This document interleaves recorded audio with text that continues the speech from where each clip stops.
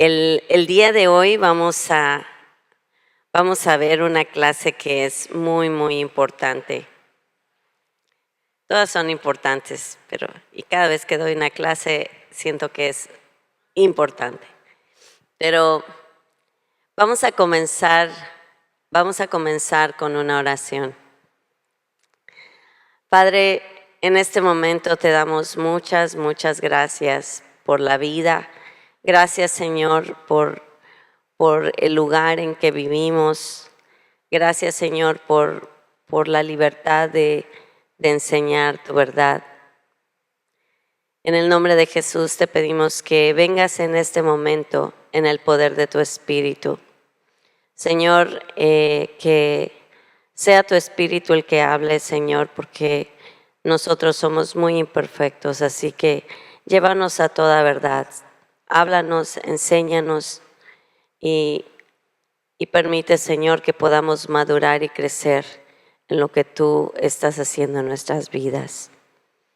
Invitamos a los cielos a manifestarse a este lugar. Te invitamos a ti, Señor. Haz tu voluntad, venga tu reino y hágase tu voluntad. En el nombre de Jesús. Amén. Bueno, la clase de hoy es la clase número 9. La clase pasada fue el final de la clase 8 que no había terminado. ¿Sí? Vieron imposición de manos y lo importante y lo delicado que es. ¿Sí? Sí. Entonces, por eso nos dijo el apóstol que no impongamos manos con ligereza. Ahora, en el día de hoy, vamos a ver el proceso de la profecía. El proceso de la profecía es algo muy importante porque mucha gente se queda con el hecho de que tengo un don y es todo. Y no nos damos cuenta que a través de la palabra hay realmente procesos que tenemos que aprender para poder ser esas personas que fluyen en dones proféticos, en orden, con amor y de la manera correcta. Hay tres partes del proceso de la profecía que tenemos que tener en cuenta, que es la revelación, número 1, la interpretación, número 2, y la aplicación. Si no se dan estas tres partes en la entrega de una palabra, de un sentir profético,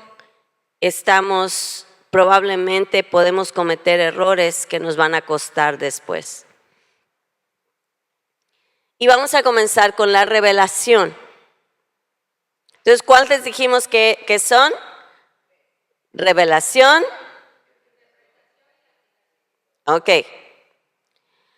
En la revelación, primero que nada, tenemos que entender que no todo lo que recibimos viene de Dios. Al recibir cualquier tipo de revelación, sea palabra, sueño o visión, esta debe pasar por un filtro de discernimiento del Espíritu Santo. Las fuentes pueden ser, obviamente, Dios, puede ser nuestra alma y puede ser Satanás. Pueden ser espíritus de maldad. La persona que fluye en el don profético, que recibe una revelación, primero que nada, un profeta, cuando hablamos de un profeta, ¿cuál creen que es la parte del cuerpo que define a un profeta?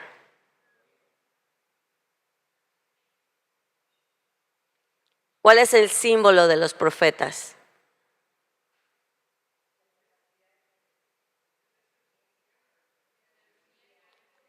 A nivel mundial, la imagen física de un profeta es un águila, ¿cierto? ¿Por qué se distingue el águila?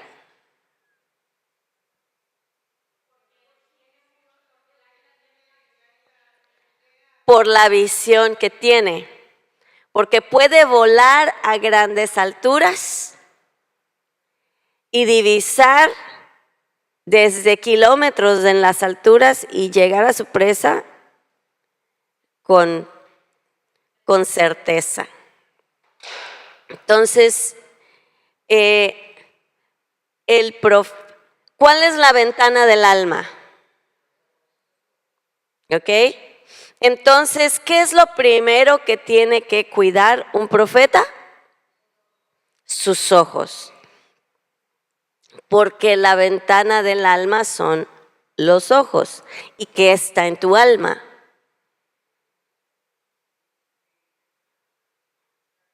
Tus pensamientos. A ver, ¿quiénes ya terminaron mi clase de sanidad? Pensamientos, emociones, sentimientos y la voluntad. Esas son las partes que componen el alma.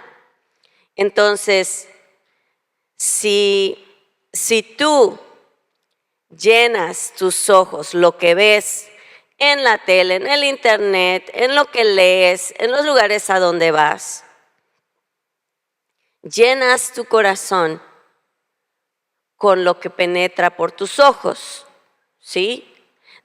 Y eso llega a la abundancia de tu corazón. Eso es lo que va llenando tu corazón. Y de la abundancia del corazón, ¿se dan cuenta?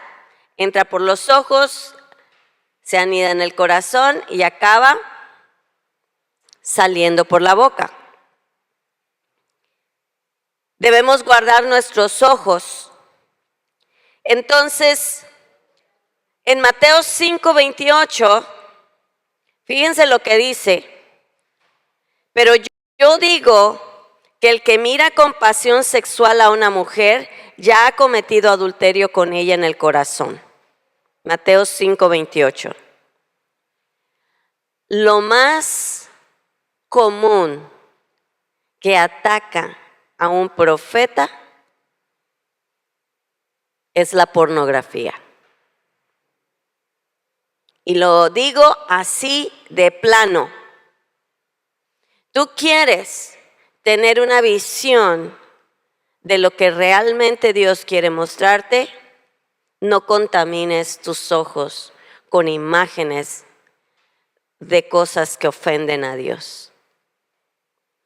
Y los placeres sexuales que vienen por la vista contaminan el espíritu del profeta. Eso es algo muy, muy importante. Un profeta adúltero o fornicario no debe estar dando palabras. Ay, pero es que yo nunca he estado con nadie. Pero ¿qué es lo que has visto? ¿Qué ha entrado por tus ojos? ¿Con qué has alimentado o contaminado tu alma? Si el símbolo y lo que más importa en el profeta, bueno, importa muchas cosas, pero lo que simboliza, lo que ve el profeta, está en los ojos. Tenemos que cuidar los ojos. Segunda de Corintios 10:5 dice: destruimos todo obstáculo de arrogancia que impide que la gente conozca a Dios. Esos son los ojos de la mente. Capturamos los pensamientos rebeldes y enseñamos a las personas a obedecer a Cristo. Segunda de Corintios 10:5. Todo obstáculo de arrogancia que impide que la gente conozca a Dios. Esos son los ojos de la mente. Son las fortalezas que se crean en la mente.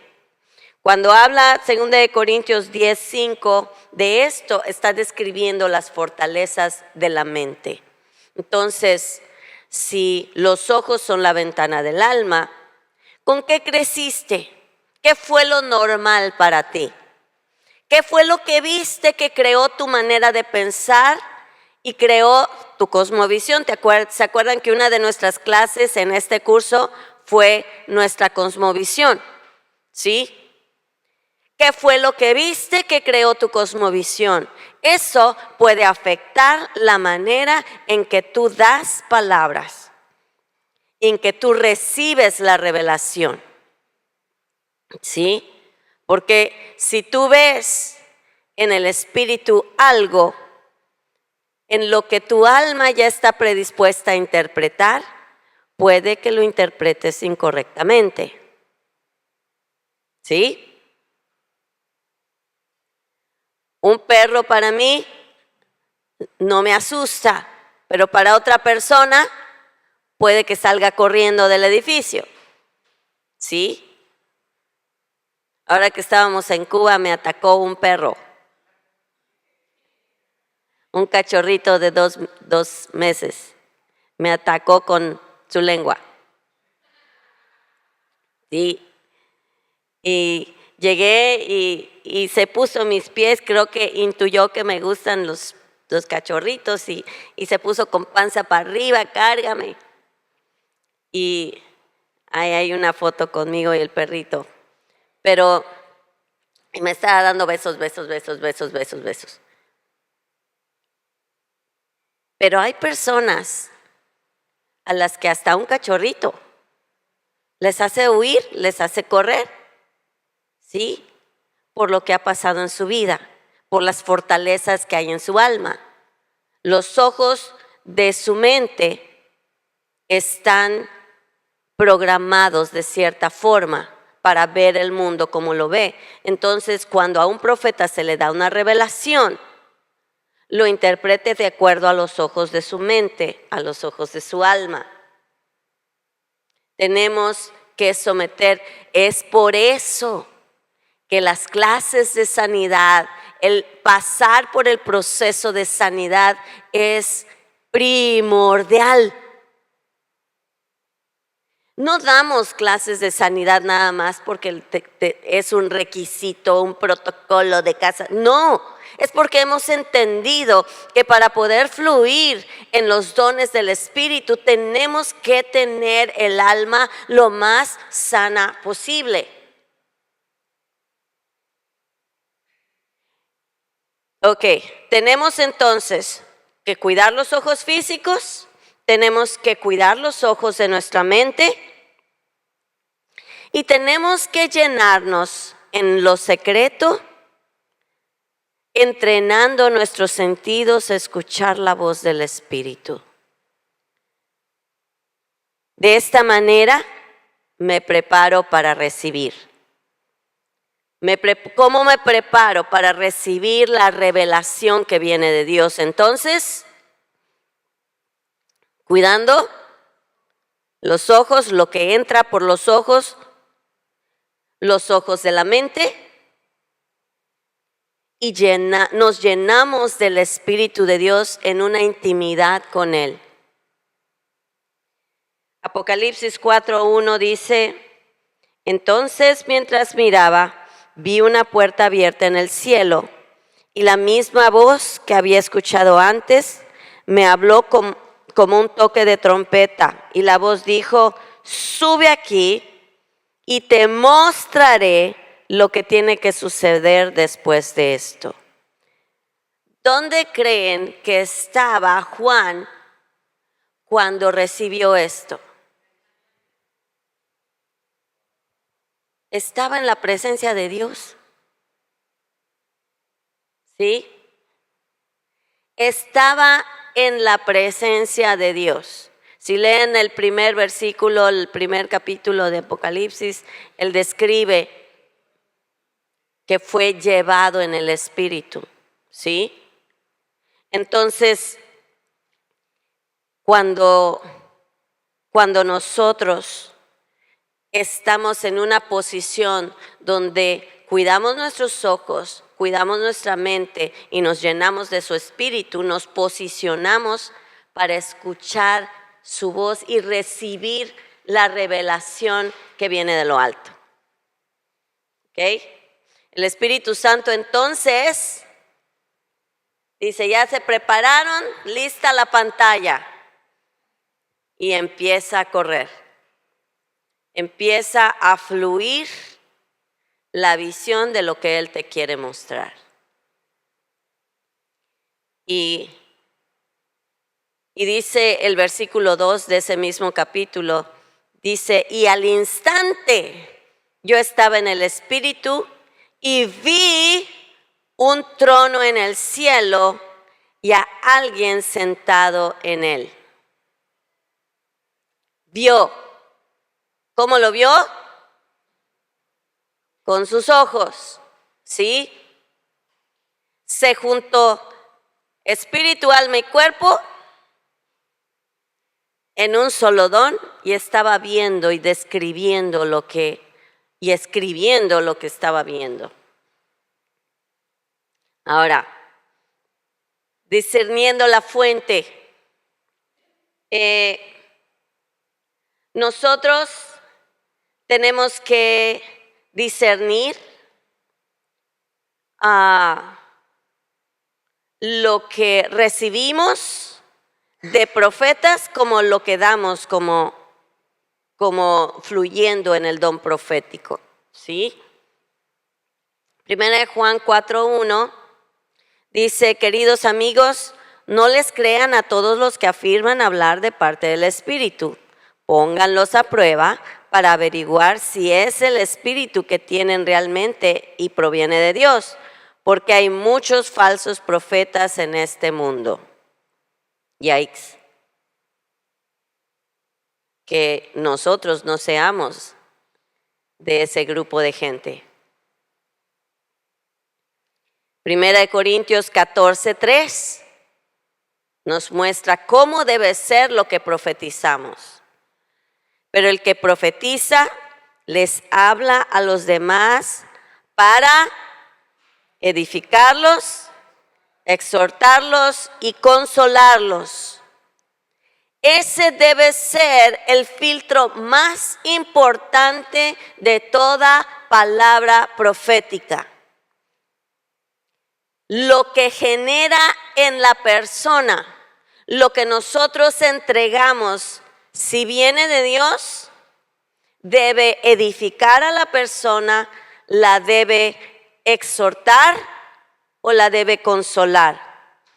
Nunca debe causar miedo, nunca debe causar coraje, ira, enojo, nunca debe aterrorizar a la persona, ni nunca debe decir nada que vaya en contra de la palabra de Dios. Entonces, si nosotros recibimos algo, ¿cómo sabemos que es de nuestra alma, de Dios o del enemigo? De nuestra alma, hagámonos preguntas. ¿Estoy influenciado por algo que ya sé de la persona? Muchas veces tengo amigos profetas que cuando van a orar por mí me dicen, mira, mejor se lo dejamos a esta porque sé demasiado de ti. ¿Sí? Cuando alguien está muy cercano a ti y uno quiere saber que lo que está recibiendo realmente es de Dios, es bueno orar en equipo, porque si tú estás muy familiarizado con la persona, puede que lo que sepas influya en lo que dices y por lo tanto va a ser almático lo que tú entregues, ¿sí? Porque va a estar influenciado por el yo. Otra pregunta.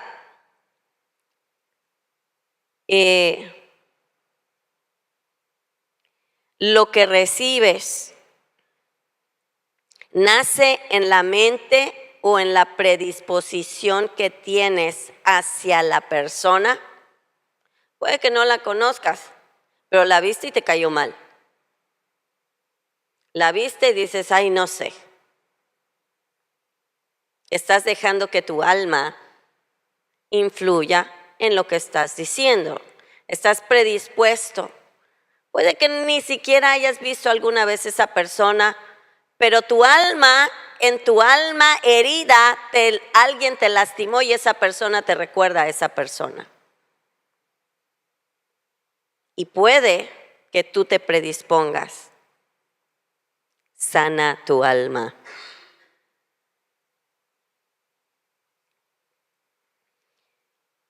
Otra pregunta.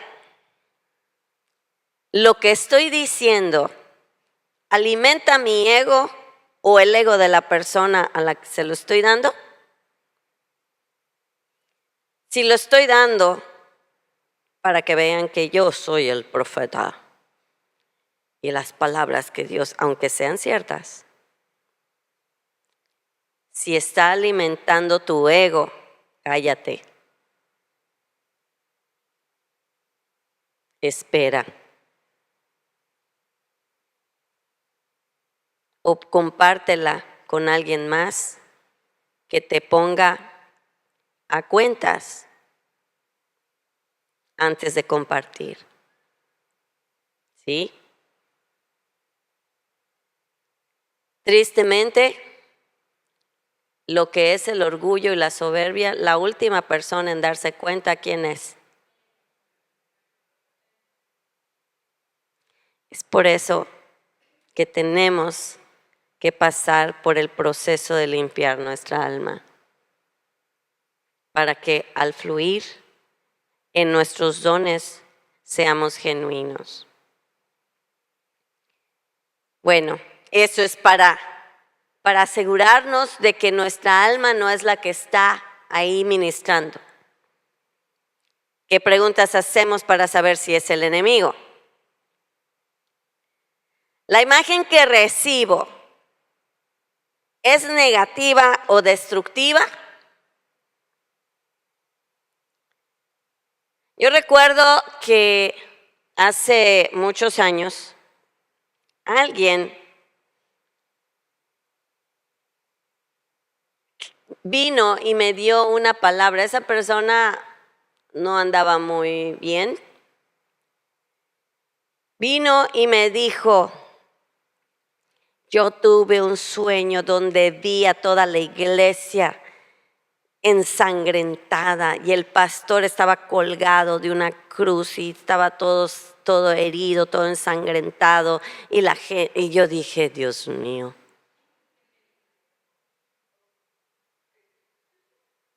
Y le dije, asegúrate de lo que recibes viene de Dios.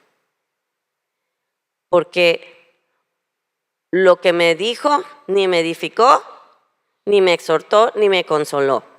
Me dio miedo. O sea, una palabra así, si no eres maduro y crees que viene de Dios,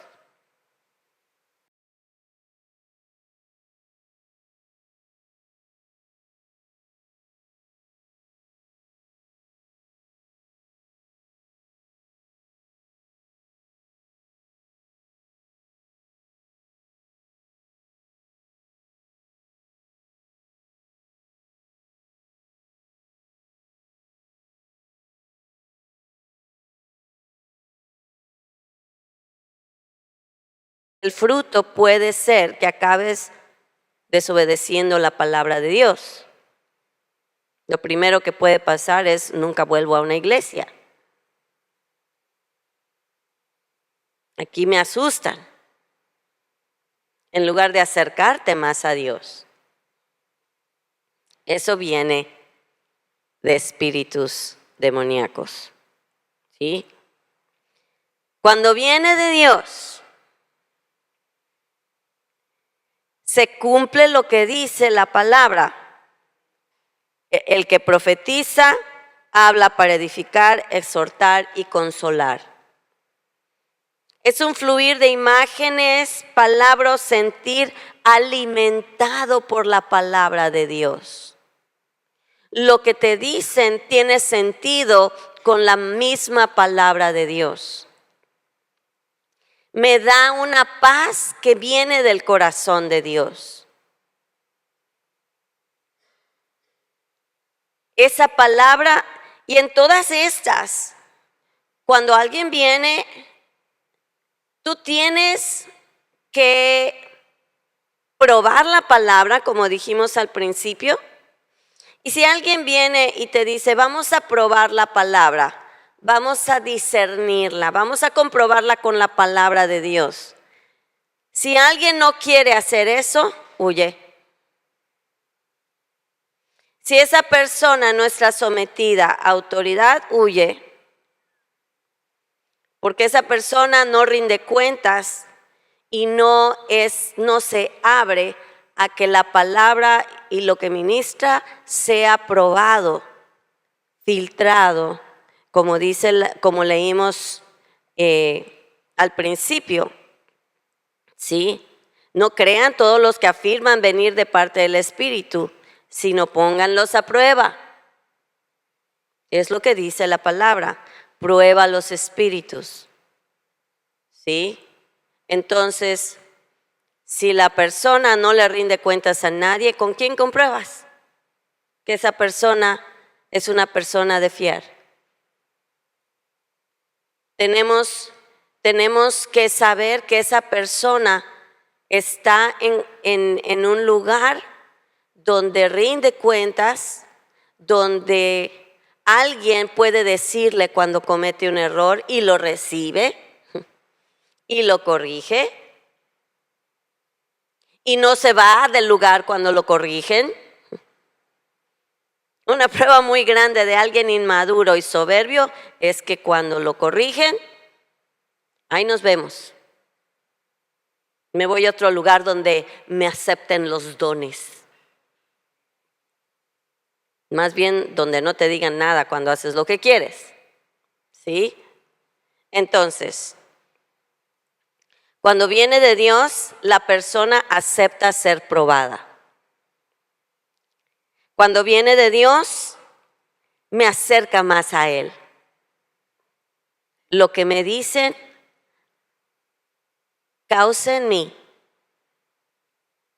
que yo esté más cerca de Él.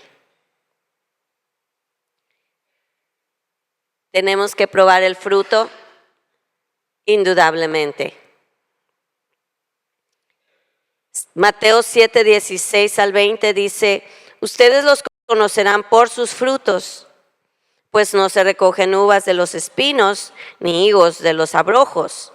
Del mismo modo, todo buen árbol da buenos frutos, pero el árbol malo da frutos malos. El buen árbol no puede dar frutos malos, ni el árbol malo dar frutos buenos. Todo árbol que no da buen fruto es cortado y echado al fuego. Así que ustedes los conocerán por sus frutos. Los frutos de una verdadera palabra de Dios siempre deben ser edificación, exhortación y consolación.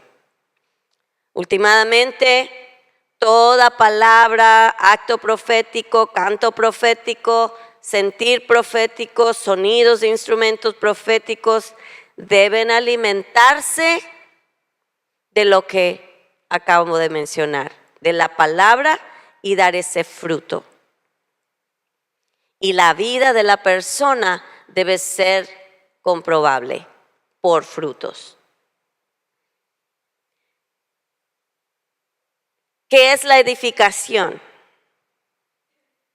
Ahora ya dijimos tiene que edificar, consolar y exhortar. ¿Qué es cada una de esas cosas? ¿Sí?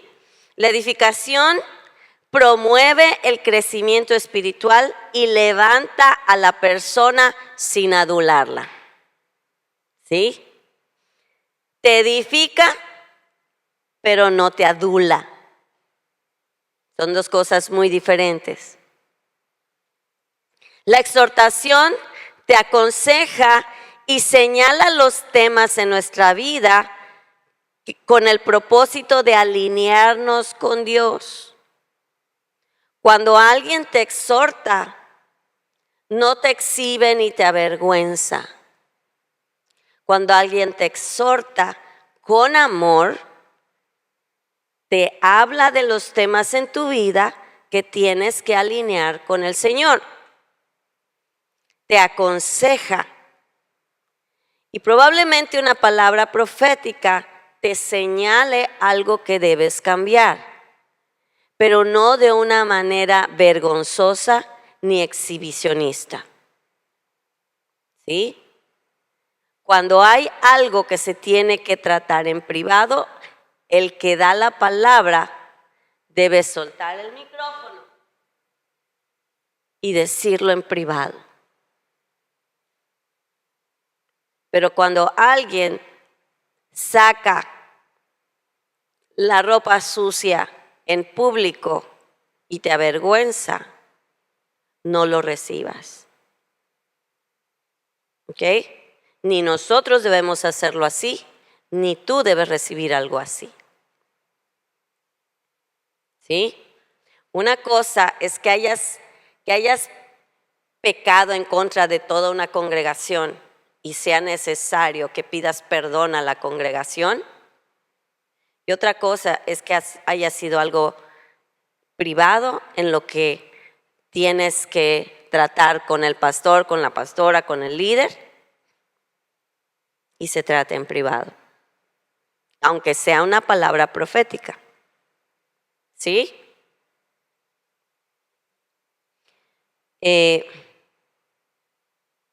La consolación, pues creo que en la palabra escuchamos lo que realmente Él es. Conforta con amor y con compasión. ¿Sí? La consolación te conforta y a través de esa manera de confortar sientes el amor de Dios. Y cuando tú consuelas, cuando tú estás dando una palabra que viene del Espíritu de Dios para consolar, sientes amor, compasión, empatía por la persona. Esa es la manera en que debe ser la edificación, exhortación y consolación. Ok. Maneras. El Señor les dijo, Números 12:6, escúchenme bien, cuando haya entre ustedes profeta del Señor, yo me apareceré a él en una visión y le hablaré en sueños. Maneras me refiero a los medios, ¿sí? Aquí te habla que te aparece en una visión, dice, cuando haya usted profeta, yo me apareceré en él en una visión y le hablaré en sueños. Visión, habla y en sueños, ¿sí? Entonces, es visión, sueño y verbal. En visión, puede que estés orando por alguien, con alguien, y el Señor te muestra algo. La visión no tiene que ser algo que ves físicamente, puede ser algo que ves en tu mente como un recuerdo, una impresión. Yo la manera en que muchas veces describo lo que veo es como tu mente se vuelve como un flash de cámara. Se abre, se cierra y se quedó la imagen. Y puedes describir en tu mente lo que estás viendo, como un recuerdo, como algo que se quedó grabado en ti. ¿Sí? Puede que hay personas a las que la Biblia les llama videntes, que ven en Technicolor, estás tú ahí parada y te dice, ahí tienes un ángel parado y tiene esto de tal color y tiene una cinta así y tiene de tal tamaño, está llegando al techo, y hay personas que lo ven. ¿Sí? El otro día Un hermano me decía que llegó a la iglesia y cuando entró al patio se asomó y un ángel estaba parado que lo volteó a ver y desapareció. Esa persona es vidente, ve con sus ojos físicos, ¿sí? Pero no todos ven de esa manera. Hay personas que en sus pensamientos reciben frases, ¿sí? Cuando te dicen, escucho esto, es algo que Dios les está diciendo, pero no es una voz que viene y te habla de esta manera. ¿Sí? Lo oyes internamente. ¿Es verbal? Sí, pero está en tu interior. Sueños, creo que no tengo que explicarlo. Te duermes y ves cosas, ¿ok?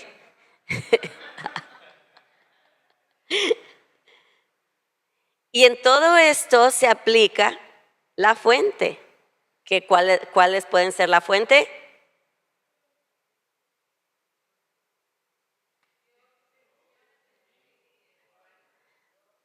Dios, alma y el enemigo. Y tenemos que filtrar para saber cuando recibimos esto, cuando me despierto y tuve un sueño y estoy todo, ¿vino de Dios?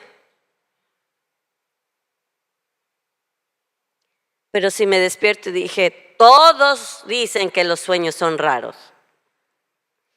Todo el mundo me dice, pastora, tuve un sueño raro. Ok, ¿hay sueños normales? Los sueños los vamos a ver en un punto aparte, pero los sueños no se interpretan igual que las visiones.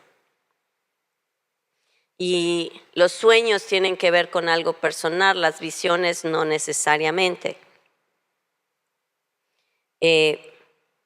Pero tenemos que examinar de dónde viene lo que soñé. Si viene de la pizza que me comía antes de dormir, ¿sí? Porque hay sueños químicos, ¿sí? Sobre todo los jóvenes que quién sabe qué hora se acuestan, se fueron a comer pizza. O los tacos a la medianoche. Los tamalitos. Entonces,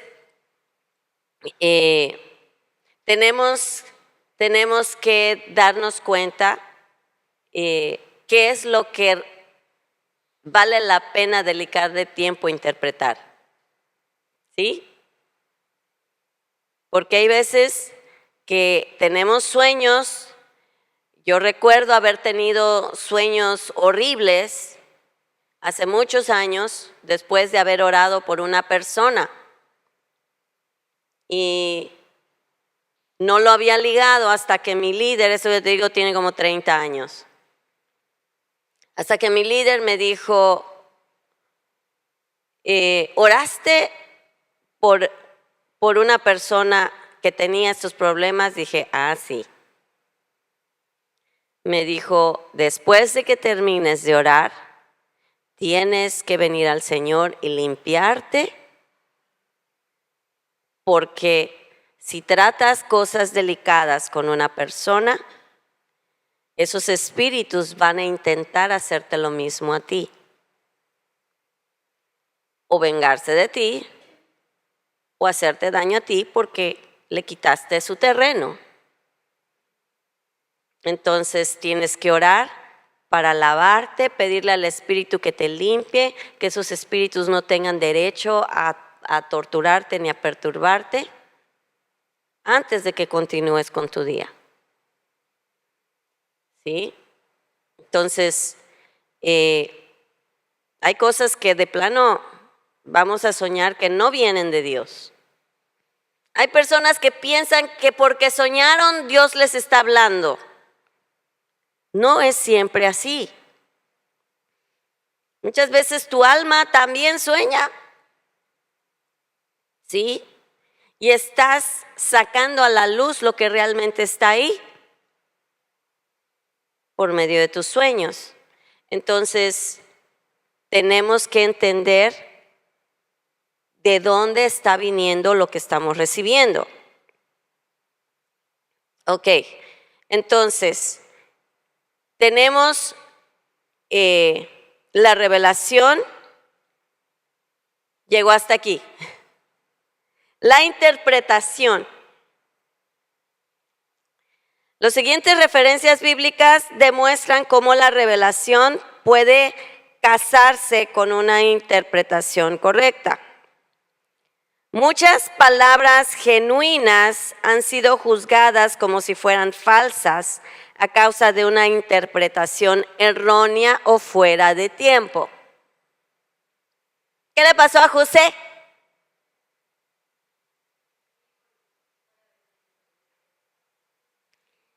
Fue a soltarle todo a sus hermanos.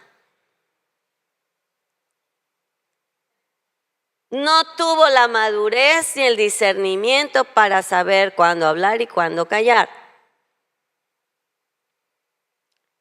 No supo interpretar bien sus sueños ni los tiempos.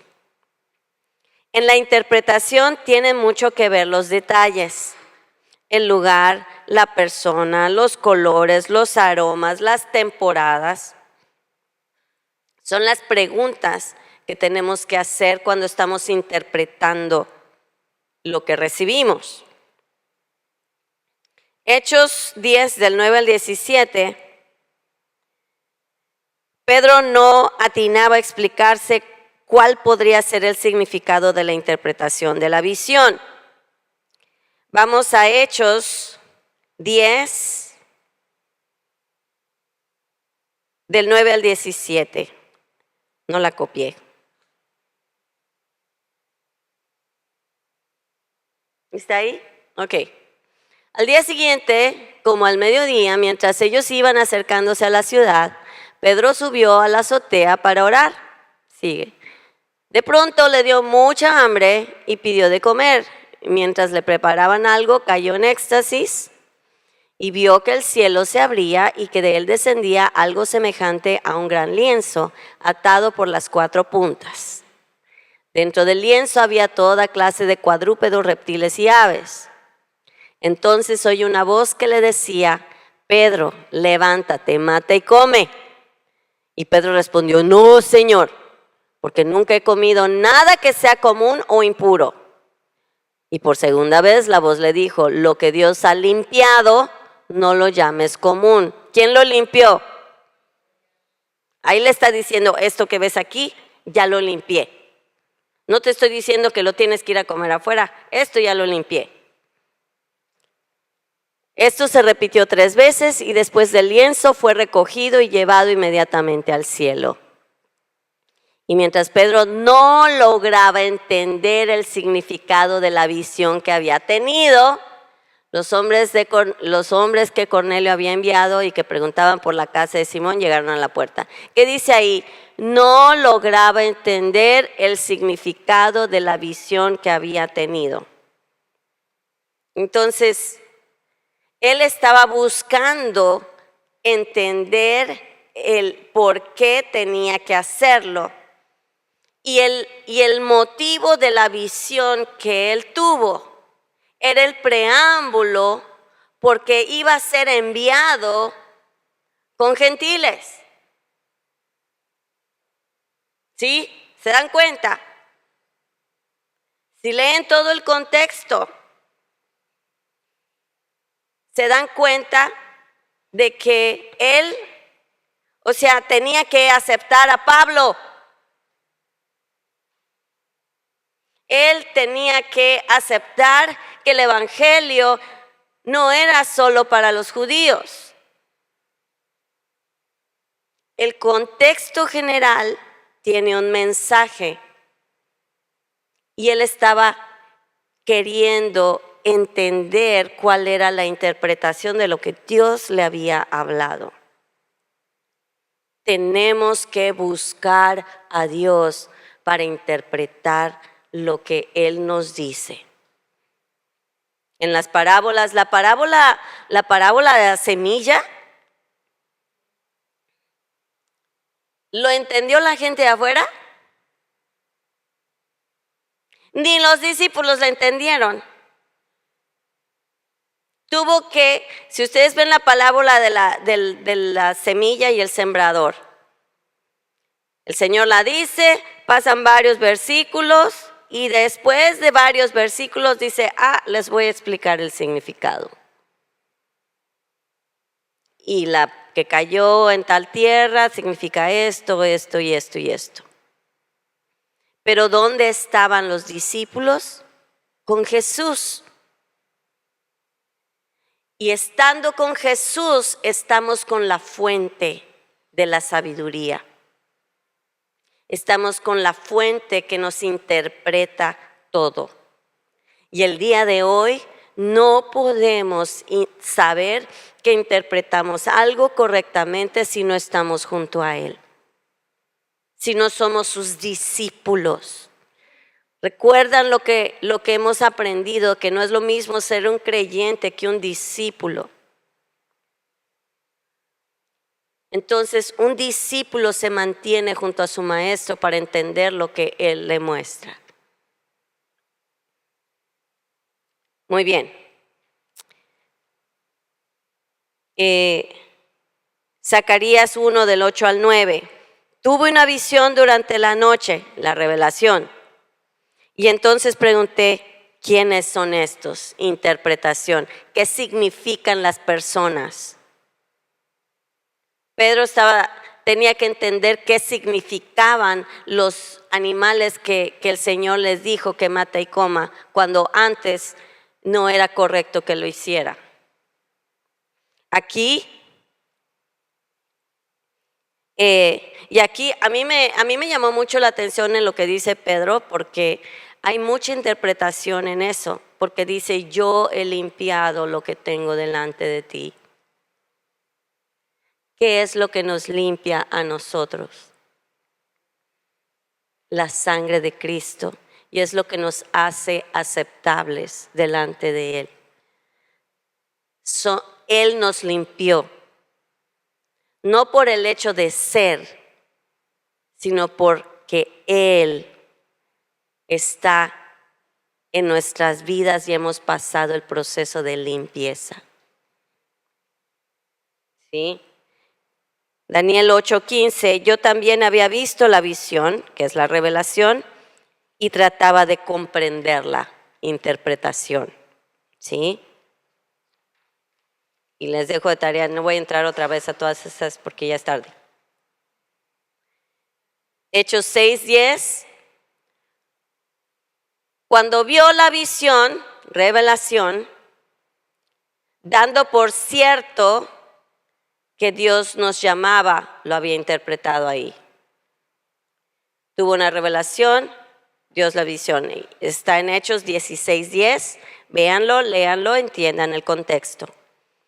Génesis 40 del 5 al 13, José le dijo, esta es su interpretación. El panadero y el copero, Génesis 40 del 5 al 13. Le dijeron sus sueños, que es la revelación. El sueño es la revelación. La interpretación es, los panes significan esto, que en 3 días esto y aquello. La interpretación es darle el significado a los elementos que ves en la visión o en el sueño. ¿Sí? Mateo 13:18. Escuchen ahora lo que significa la parábola del sembrador. Jesús les está interpretando la revelación que les dio al darle la parábola. ¿Sí? Aplicación. Me queda poco tiempo. En la aplicación necesitamos tener la sabiduría de Dios para saber qué hacer con lo que hemos recibido y ya hemos interpretado. Que ya interpreté qué significa, ¿ahora qué hago? Ya vi, ya tuve un sueño, ya interpreté lo que quiere decir, ¿y ahora qué hago con ello? No siempre lo que recibimos es para compartir. Ojo, el que tú sueñes con alguien no quiere decir que tienes que ir a esa persona. Probablemente primero tienes que interpretar correctamente y después de interpretarlo, pedirle al Señor que te diga qué hacer. Hoy estaba leyendo en la mañana cómo el don de profecía tiene que ser un reflejo de 1 Corintios 13, el capítulo del amor.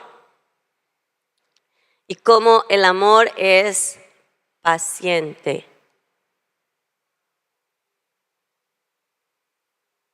Ten paciencia para estar listo en el don que Dios te dio. El que tengas un don no te hace estar listo. El que tengas un don quiere decir que estás, cuando descubres el que tienes, wow, tengo dones proféticos, vamos a salir a imponer manos, a poner, a decir, tantito. El que descubras tu don quiere decir que entraste al kinder, entraste a la escuela, al primer grado, descubriste que hay una escuela, descubriste que vas a aprender a leer y tienes que aprender a hablar, a escribir, a moverte, a aprender a ser educado, que no es lo que te enseñan en kinder. Los protocolos de la vida comienzan en el salón de kinder. ¿Sí?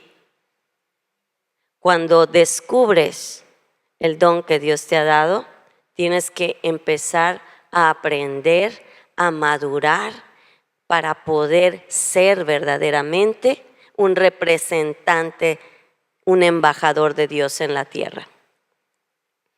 Porque, díganme, si yo tengo un bebé que entra al kinder y lo suelto al kinder, obviamente va a soltar todo lo que pasa en casa. ¿Sí? Escucha lo que dice y dices, ay, sus papás. ¿Sí? Pero realmente ¿estamos listos para enfrentar la vida cuando empezamos a ir al kinder? No, lo mismo pasa cuando entramos a aprender lo que es la vida como discípulo de Cristo. Jesús llamó a sus discípulos y primero los entrenó y después los envió. A mí me gusta lo que dice el pastor Antonio. Dice, nosotros creemos que somos mejores que Jesús. A Jesús le tomó 3 años y nosotros creemos que en 2 semanas ya estamos listos.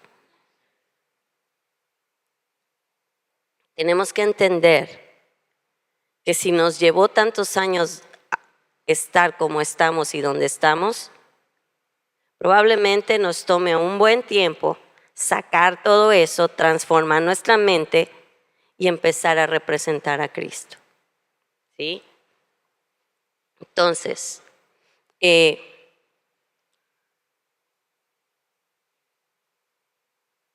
no siempre lo que recibimos es para compartir. Debemos orar. Lo que recibimos puede ser probablemente en algún momento para compartirlo, otras veces para orarlo, para interceder por la persona y otras veces guardarlo para sacarlo en el momento apropiado después. ¿Sí? Hay cosas que el Señor te dice, zipe, no digas nada, cierra tu cierre y espera a que yo te diga el momento apropiado. Una comparación de Hechos 21:10 y Hechos 20:23. Dice Hechos 20:22 y 23, ahora voy a Jerusalén llevado por el Espíritu, pero no sé lo que allá me espera, a no ser lo que el Espíritu Santo me haya confirmado en otras ciudades de que me esperan cárceles y tribulaciones. No voy a leer todo, ¿sí? Les encargo que lo lean. En Hechos 20, en Hechos 21. Pablo en Hechos 20 está diciendo, la mayoría de las veces el Señor me avisa de la tortura que voy a tener. ¿Sí? Luego vamos al 21 y llega un profeta, para que vean que hay profetas en el Nuevo Testamento, llega un profeta y dice, la cinta del que va a agarrar, el que tiene esta cinta va a ser torturado, va a hacer esto, va a ser, estoy parafraseando, ¿sí? Y están todos preocupados. Porque el Señor está diciendo lo que le espera al Pablo si sale para este lugar. Pero ya leímos en el capítulo 20 que Pablo dice, el Señor siempre me avisa de lo que viene, pero no tengo miedo. Y entonces vemos que lo que le dicen estos profetas no era para que no vaya, sino para que él sepa a qué iba. Entonces, los que oyeron a Agabo, se llama el profeta, estaban convencidos de que Dios le estaba advirtiendo a Pablo que no fuera a Jerusalén. Sin embargo, Pablo interpretó la palabra de otro modo y por lo tanto la aplicó de manera diferente, justo lo contrario de cómo los demás se habían esperado que hiciera. Pablo recibió la palabra como advertencia para no ir.